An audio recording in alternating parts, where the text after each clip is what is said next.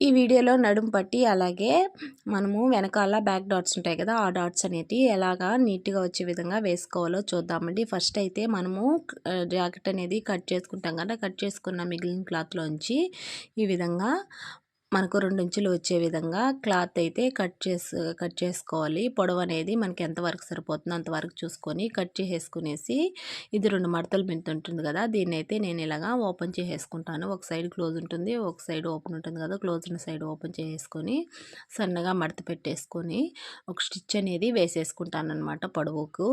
పొడవుకు వేసుకున్న తర్వాత మనం వచ్చేసి బ్యాక్ పార్ట్ తీసుకొని రైట్ సైడ్ పెట్టేసుకొని ఒక స్టిచ్ అనేది వేసేసుకోవాలి. పైన పెట్టేసుకొని వీడియోలో చూపిస్తున్న విధంగా వేసుకున్న తర్వాత దీన్ని అయితే ఓపెన్ చేసేసుకొని మనకైతే ఇంకా టాప్ స్టిచ్ అనేది వేసుకోవాలన్నమాట. అదైతే ఈ విధంగా మనకు పట్టీ మీద వచ్చే విధంగా వేసుకోవాలి, బ్యాక్ పార్ట్ మీద పడకుండా వేసుకోవాలన్నమాట. ఇలా తీసుకున్న తర్వాత మనం స్టక్స్ అనేటివి మన షోల్డర్ దగ్గర నుంచి 2 సమానంగా వచ్చే విధంగా పట్టుకునేసి, వీడియోలో చూపిస్తున్న విధంగా సమానంగా వచ్చే విధంగా పట్టుకునేసి 4 ఇంచులకి ఒక స్టిచ్ అయితే వేసేసుకోవాలన్నమాట. ఇటు సైడ్ కూడా సమానంగా షోల్డర్ సమానంగా వచ్చే విధంగా పట్టుకునేసి ఇంకొక స్టిచ్ అనేది వేసేసుకోవాలన్నమాట. 4 ఇంచులు అయితే సరిపోతుందన్నమాట. ఆ విధంగా వచ్చే విధంగా స్టిచ్ అయితే వేసేసుకొని, వీడియో నచ్చితే ఒక చిన్న లైక్ ఇవ్వడం అయితే మర్చిపోకండి.